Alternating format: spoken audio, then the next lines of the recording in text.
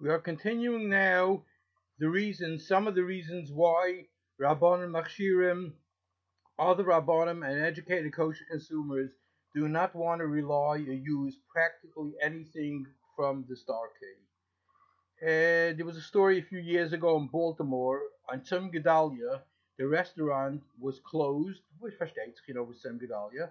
But really, what they were doing is they were kashering the place because they realized they served French fries that was pre-cooked in non-kosher beef tallow. Nobody was told why it was closed. They really should have told people because people went and took those French fries, took it home, thinking that it was parve or whatever it was. Usually it was parve. That's the kind of store that it was, and they didn't realize that they have to possibly kasher their kalim because it was actually treif French fries they were doing, and they didn't tell anybody. But the big thing that the Stark had a meeting about is how in the world did Rabbi Shane find out about it and he publicized about it. Then I had somebody ask Rabbi Kolevsky, who was the Rosh Bezdin over there, if they asked him if you have to notify the people by Kashmir and Kalim. He says, no. He says, they never asked me any shilas to start Kalim. There was a butcher store in Bayonne, New Jersey, that the local rabbanim from Staten Island and the surrounding Jewish areas told their congregants to refrain from using that butcher store because the meat is questionable at best and cannot be trusted. The state of New Jersey kosher enforcement was also looking into the so-called kosher butcher, but were unable to nail him due to the fact that he was technically under the supervision of some rabbi. Lo and behold, the Star K gives the Hashgacha without so much as contacting the local Rabbana to find out if the butcher store is owned by a person that can be trusted. When I asked Dr. Pollack, how can you give Hashgacha to such a butcher, his response was, it was all political that the Rabbanim said not to buy from the butcher. Did you check? He says, yes. I spoke to the Rabbanim afterwards and they all said they were never contacted.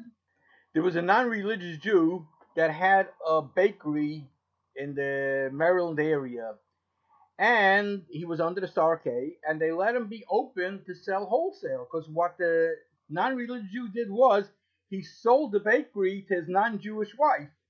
So he could be open for, they allowed him to be open to the wholesale trade, but not open to the retail trade. And if he sold it basically to his wife, who's a shiksa, he has no problem. See, Rashi and Kehelis addresses that.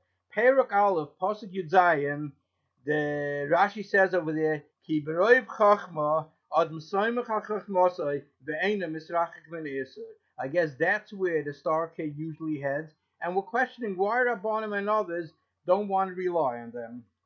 Ultimately, we're talking about that Shechita and Galil Shechita and false poultry. The plant eventually, in the short period of time, had to close up because the publicity went out that much of the scandals that was going on over there, and that Rabbi Rubin's report said that you're talking about 20% in the Veils of Tafis, and then the Star K went and made a forgery on the report from Rabbi Rubin, so eventually they had to close up, and Galil Poultry moved over to Empire, and then they started over there, basically also intimidation of the Shachtim, which they're very, very good in that, and basically they taught the workers, they did it in the other place also, there is no respect to have for a Shoichet, a Boidik, or a Mashgiach. Basically, they're regular employees. You could trample on them. You don't have to listen to them. You could do whatever you want. It's basically degrading the shachtim. In most plants with other ashgachas, the rabbi said this, the rabbi said that, these kind of things. You could read up all about it from the Debrecina with the shechita that there was by Chaimowitz International. They have a whole pamphlet. If anybody wants a copy of the pamphlet, basically send an email to me at kashrusy, KASHRUSY at AOL.com. If you also want a copy of Reb Moshe Sternbuch's letter where he says not to rely on them, because of the wine, and we know from Reb Shlomo Zalman Auerbach the Bishul Akum things, which causes all the intermarriage that's caused by the Star K. If you want copies of those things, etc., please send me an email. Again, kashrusy, KASHRUSY at AOL.com, but please indicate in the subject line what items you want, because I'm not going to just send out everything to everybody. You have to ask for it specifically. which letters you want to have, which pamphlets, etc., etc. The Starkey had by the Shchitas basically, they used to count in the Avelis that a Shoichet has over there. So where the Shachtim basically complained to the rabbinic administrator's brother, they said, we have 2 seconds to make a decision if it's an avail or not, and we're being intimidated and everything, and they count what it is, and then they call us into the office, and they say, you had too many avails yesterday, you have to bring down the camp. How can I bring down, this real intimidation? So the rabbinic brother said, well, what you do is take some of your chickens and unavailers, throw it into a different shaykh's pail. Let him worry about it. Each one's got to fend for himself. Don't worry about it, and each one. But I feel it's very important that we do count and we know exactly what it is, and you make sure you have a good shechita. Then basically in Empire, the Shachtim decided they were being so intimidated everything by the Starcade. They decided they have to form a union, and they formed a union. And basically, so they decided Starcade they have to get rid of the unions. The first thing is try to go after the head of the union guy. I believe his name was Ephraim Abramson. So they found a little thing over here, and they decided, oh, that's good enough. You violated the ethics of kashrus, and we don't want you any more shechting on the line. You have to leave the plant. So the shochet basically was aware. Oh, by the way, I didn't say it before.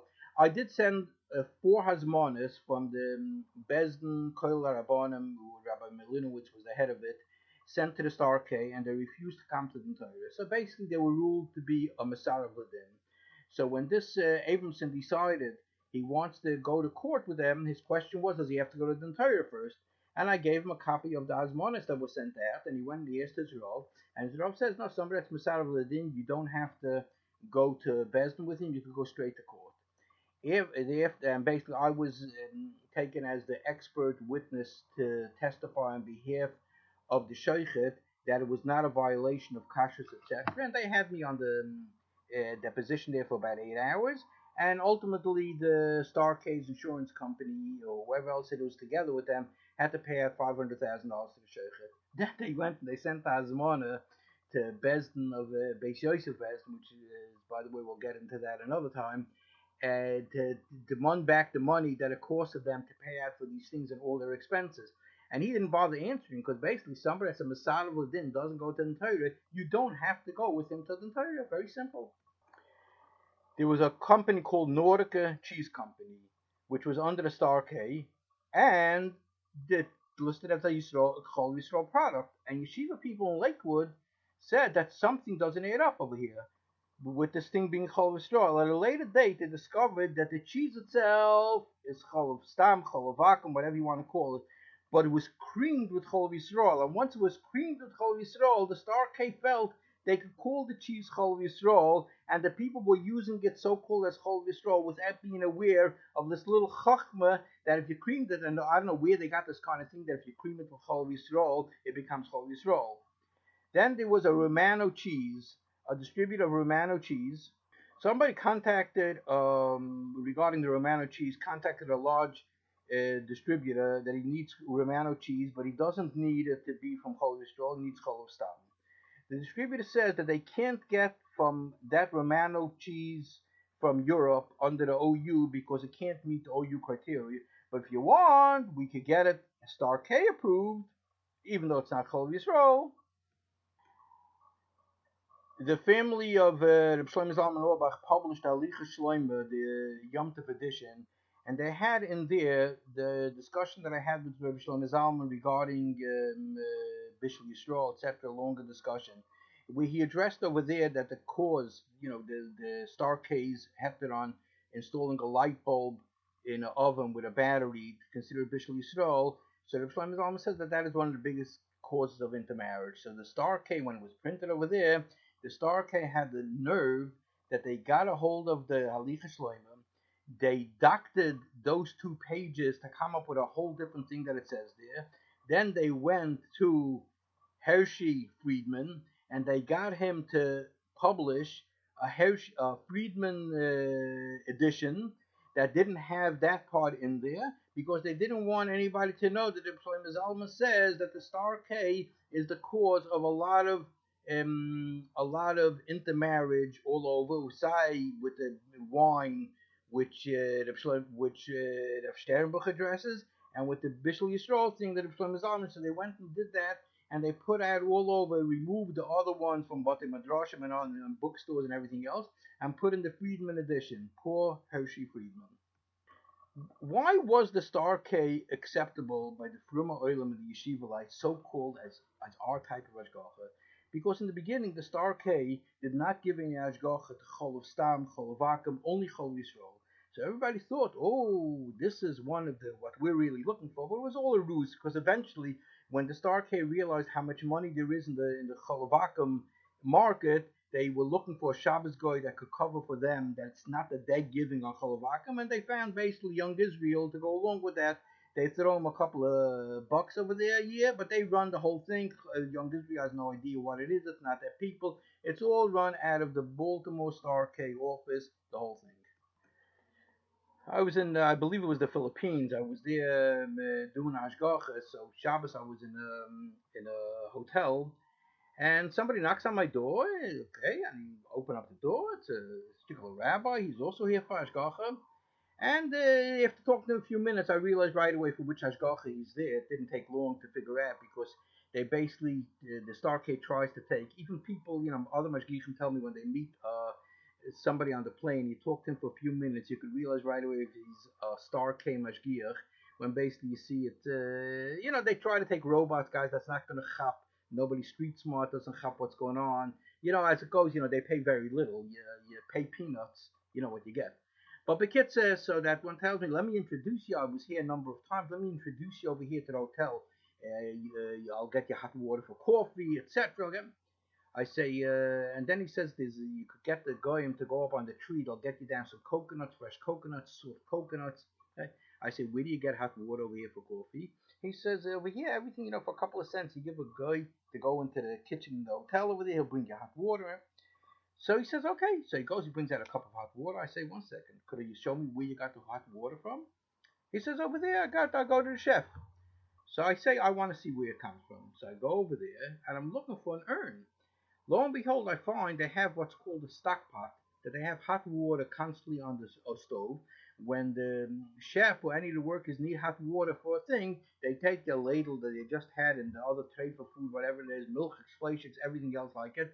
They put it in the hand, they take, and from there we took his hot water for his coffee, so you really had real basar b'cholav over there. But the Star K, I'm sure, is going to say it's not basar b'cholav, because if it's really treifa meat or horse meat, it's not basar b'cholav. So technically they may be right, but that's the kind of thing that they had, that Damashgiach was always taking water over there, basar b'cholav, because he didn't bother even going into the kitchen to see where they're taking the hot water to give him. That's basics. Any Mashgiach would know that.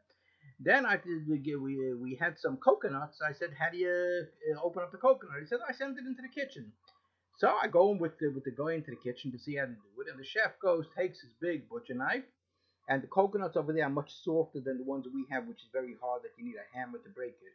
And he just gives a slice off the top, and I take a look at the knife. Oh, schmaltz, fats, everything else like it. And that's what you have that landed up into your coconut and the liquid and everything else like it. But that's what it is. Could you expect anything better from them, Ashgichim? Not really. They were given Ashgacha to Foremost Catering, which everybody knows. Foremost Catering is basically a Freie Yid that married a Shiksa. And they gave Ashgacha. There's a letter that I saw that somebody wrote to Randy, the owner of Foremost Catering. I'm sure you interviewed the Chof K, the OK, the OU, and everybody else. Why did you decide on then to take the Star K over all the other ones? He says, I'll tell you the truth why. He says, basically, I gotta tell you, they were so tough with certain criteria they wanted. They wanted to have separate salt shakers for milchiks and fleischiks. It's an expense. You gotta get new salt shakers, you gotta keep them separate, you gotta keep them up and everything. But I gotta tell you, the leniencies that they gave me for Shabbos and Yontif was literally worth everything. And it was in a letter. Very nice. I think I'm going to read you now, very interesting, a letter that was signed by the administrator of the Star K. He writes like this: Congratulations to you on the acquisition of your new store. I hope you'll succeed in making it a profitable venture. Upon my return from Europe, I learned that you sold meat to the Ultima Oilum, which was not produced in a Starcade facility, nor did it have any rabbinic supervision whatsoever. While this was deceptive enough, something I would never have believed you would do. It was compounded by your cover-up tactics and your efforts to lead us to believe that the meat was indeed from a Starcade supervised facility. I'm sure you realize the implications of trying to undermine the truth of the origin of the meat. The last person that did that to the Starcade got his deserved retribution. I don't know what that was. If anything else in this vein would happen in the future, our relationship will be terminated. In the meantime, we're contemplating which action to take. I hope you'll take this matter to heart and the public will be able to feel confident they're buying kosher meat from your facilities. Interesting. Every other kosher organization would drop the hashgacha like a hot potato. Not long after that, a couple of months later, another letter from the Starcade, signed by the rabbinic administrator and the president this time. This is to inform you that the Vada Kashrus is extremely disturbed by your recent antics and harassing and preventing our representative from overseeing the kashrus at your establishment. Last week, you interfered with the rabbi as he was attempting to discuss kashrus procedures with our mashgiach. On the following Shabbos, the rabbi was publicly humiliated in shul by you. This will follow several material kashrus violations, in some of which you personally were involved. Since the above results in added time and effort and is putting a strain on our kashrus staff, where more hashgacha is necessitated, we are raising the monthly fee to $100 or an additional $100 per month. As you well know, we originally reduced your fee, anticipating that having two separate locations owned by a single individual would be somewhat easier to certify than two establishments operated by different owners. Unfortunately, the negative attitude and attempts to provoke our mashgichim into becoming suspicious of one another require a great deal more effort on the Vad's part. In addition, we're demanding that a public apology is in order to the rabbi of the Starcade, and that in the future you and your staff refrain from this type of self-serving behavior.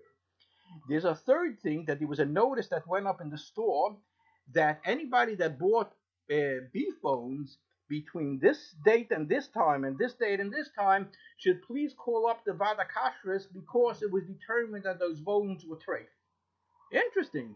Where's the mashgiach? Everything comes in is supposed to be checked by the mashgiach. Well, if you have mashgiachim that you pay peanuts, that's what you get. A big problem was when other kashrus organizations, basically you brought these things to their attention. Their answer was, yes, but he's a very big Talmud Chacham, so we have to be very careful and respectful. He's a very big Talmud Chacham. It's interesting, I'm not that familiar with every part of Shulchan Aruch, but I found two places in Shulchan Aruch that you look for Talmud Chacham. One is when there's a chayla and you have to be Mechal Shabbos. It says you should take a Talmud Chacham that should be Mechal Shabbos. And the other place that you can't make somebody into Zaka Mamre unless he is a big Talmud Chacham. But does that really affect that? Because of that, that'll be a cover-up on kashrus issues when you know there's a problem? Like there was, the Starcade does allow caterers to have the guy Shabbos morning take a prime rib that was just only partially cooked, not even machab in the side, leave it in the refrigerator overnight, and they want to serve hot prime rib on Shabbos day. So they let the guy take it out of the refrigerator, put it into the oven on Shabbos, and then they have prime rib to be able to give hot prime rib. Rare, medium done, well done, whatever you want to have, but they have it over there to give it on Shabbos. He was once approached, the rabbinic administrator was approached by the rabbinic administrator of the OU, and he says, could you tell me how in the world you allow such a thing? So he says, let me ask you, if there would be a mistake, and a guy by mistake put it in, it would be a b'diavad, and he put it in, he took it off the stove, and he wasn't supposed to, everything else, would you allow such a kind of thing? He says, I gotta think about it, but could be there would be a way, if it happened all by mistake, and the guy did it on his own, that basically we would allow the thing. So he says, so your question to me is, why am I allowing l'chatchila to do, put something into the oven which you would allow b'diavad? I don't feel that I have to respond to that to you. Thank you. I'll continue the series on the Starcade at another date, but this is in the meantime what it is. And basically, you're starting to get the picture. This is what you could see basically is